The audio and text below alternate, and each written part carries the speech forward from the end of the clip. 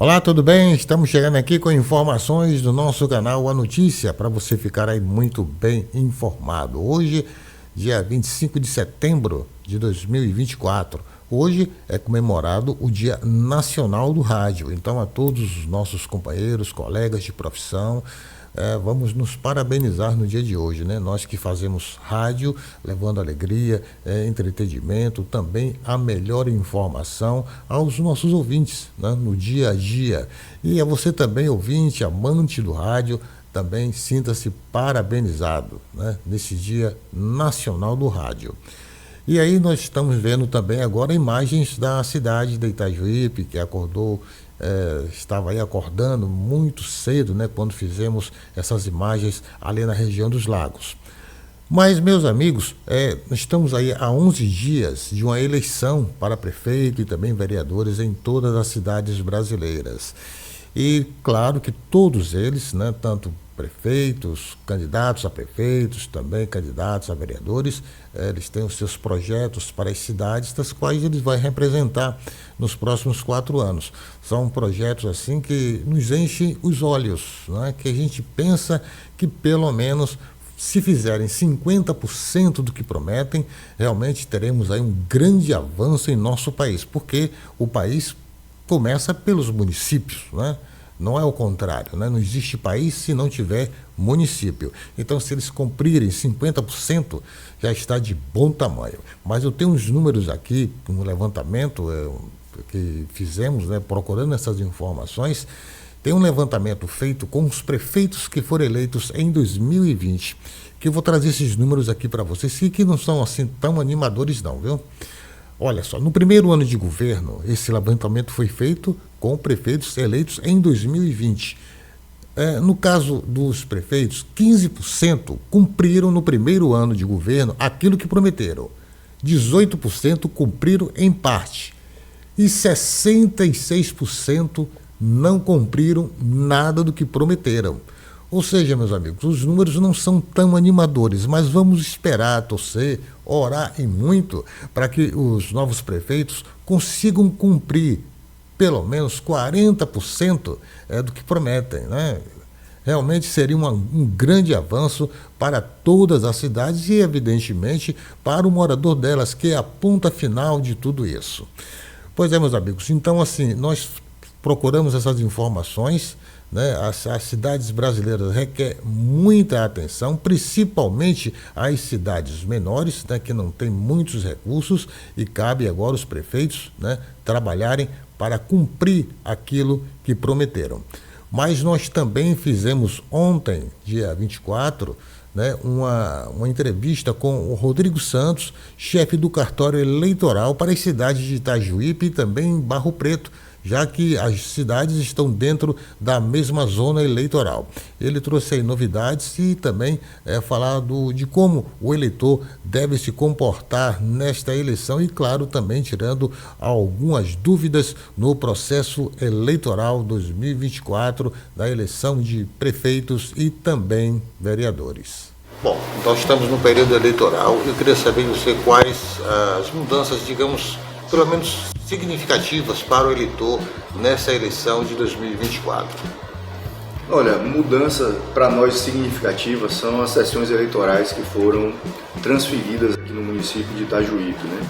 O povo deve ficar atento, os eleitores dessas sessões, né, desses colégios, porque as sessões foram transferidas definitivamente para outros colégios, né? Nós vamos avisar com faixas e cartazes, né, no local de votação, indicando para onde essas sessões foram transferidas. O município de Barro Preto não houve nenhuma modificação significativa na organização e distribuição das sessões.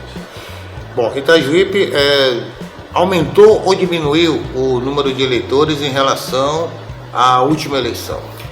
Em ambos os municípios, né, tanto Itajuípe e Barro Preto, o eleitorado ele foi reduzido, né? A gente tinha mais ou menos em Barro Preto 6.200 eleitores, hoje a gente tem 6.040 fechado para a eleição de 2024.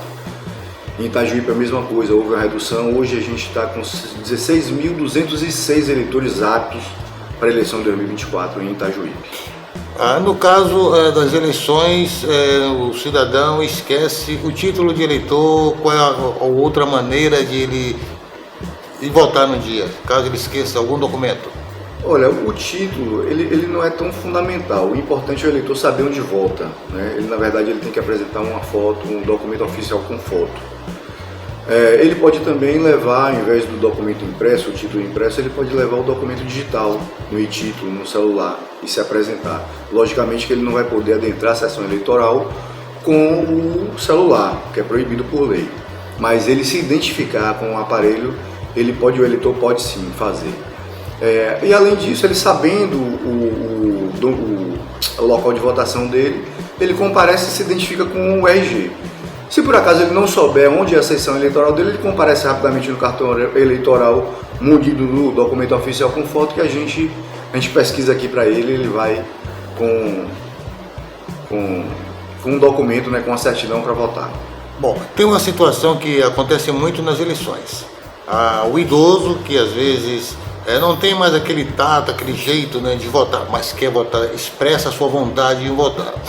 Ele pode ir acompanhado de alguém, ajudar a ele a votar, ou é proibido isso? No caso, só o eleitor, só o idoso mesmo é que pode ir lá digitar na máquina. Como é que pode funcionar isso? A legislação permite que uma pessoa com mobilidade reduzida, né, ela possa dispor de um acompanhante para ajudá-la a votar, né? E a pessoa tem que ser da confiança do eleitor.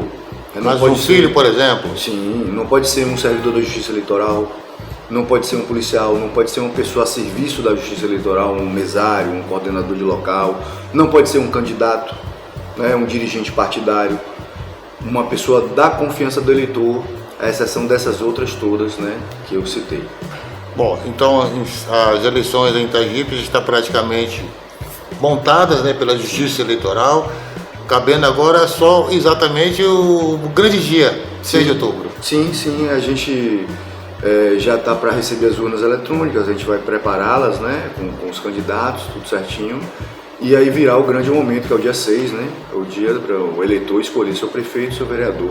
E a Justiça vai trabalhar com quantos mesários, presidentes, o pessoal de apoio está em torno de quantas pessoas? Em torno de 300 a 350 pessoas, entre mesários, apoio logístico, coordenadores de local, motoristas, né, em torno de 300 a 350 pessoas. No caso de denúncias no dia da eleição, como é que o eleitor, por exemplo, ele pode, digamos que ele está vendo uma situação que não está muito condizente com a eleição, né, com uma atitude suspeita, aonde ele vai se dirigir? No cartório eleitoral ou diretamente ao Ministério Público, à Justiça Eleitoral? Olha, em ambos ele pode se dirigir. A gente sempre orienta que vá no Ministério Público, porque acaba sendo filtro, o promotor acaba sendo um filtro, porque muitas denúncias às vezes não têm sentido. A gente tem recebido, existe um sistema chamado Pardal, para que o eleitor comum ele faça uma denúncia, né, anônima inclusive, só a gente que fica sabendo a identidade do eleitor. E em regra a denúncia ela é vazia, ela não tem sentido, não é? Então é bom que o eleitor, o partido, o candidato vá ao Ministério Público, que junto com o promotor ele vai fazer esse filtro para saber se realmente aquela denúncia procede.